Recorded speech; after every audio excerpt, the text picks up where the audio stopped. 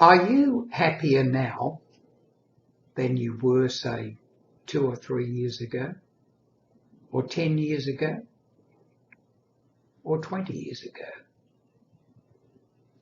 Are you happier now? The way I see it, if we are running our lives the way we'd like to run them, we should be getting happier as we get older, because we should be learning from our mistakes, those things that made us unhappy, and not repeating those mistakes.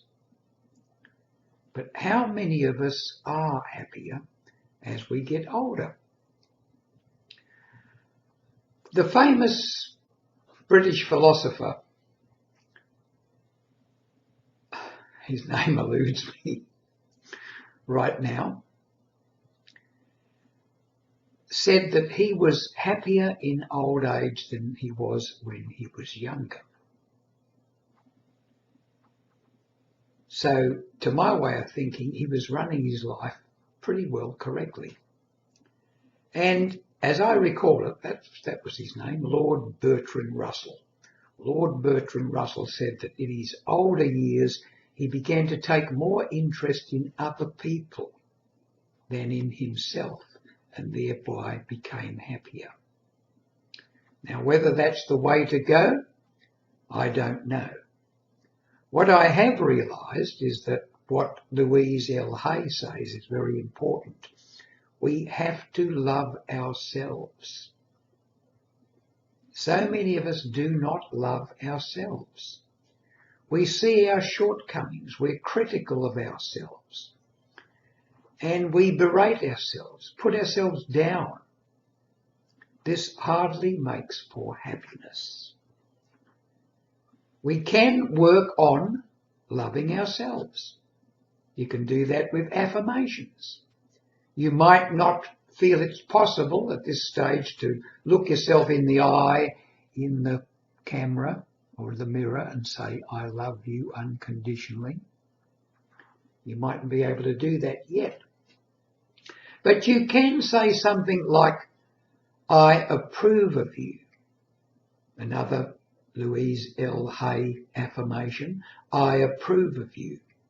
Do this enough to get to the point where you do approve of yourself. Because all of us have lots more good in us than we have the opposite. We are human souls having an earthly experience.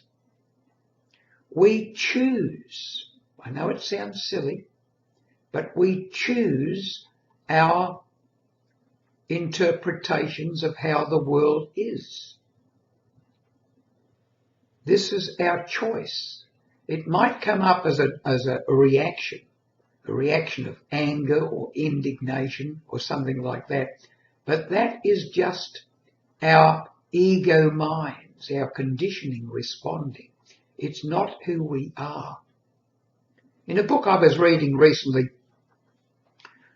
the person telling the story says that a mother and daughter are arguing heatedly, really berating each other. Then the telephone rings, and it's the mother's boss. Suddenly she changes, her tone becomes mellow, quiet, polite. As soon as she's finished the phone call, she goes back arguing again. What does this mean? It means we have a choice in the way we respond. We choose to let the anger come up. It comes up so quickly that we assume that we can't do anything about it. But we can. There's always control. There's always a slight gap between an emotion arising and our response to that emotion. We determine our happiness. We choose it. We choose it. We choose the way we see the world.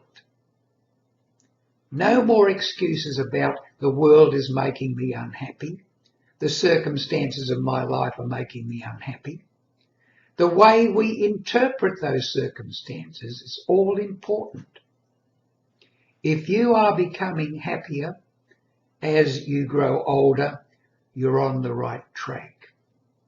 But if you're becoming more and more bitter, more disillusioned, more cynical, then change your behavior. Change the way you see the world. The world is as it is. As it is. It's not going to change for you. You have to do the changing.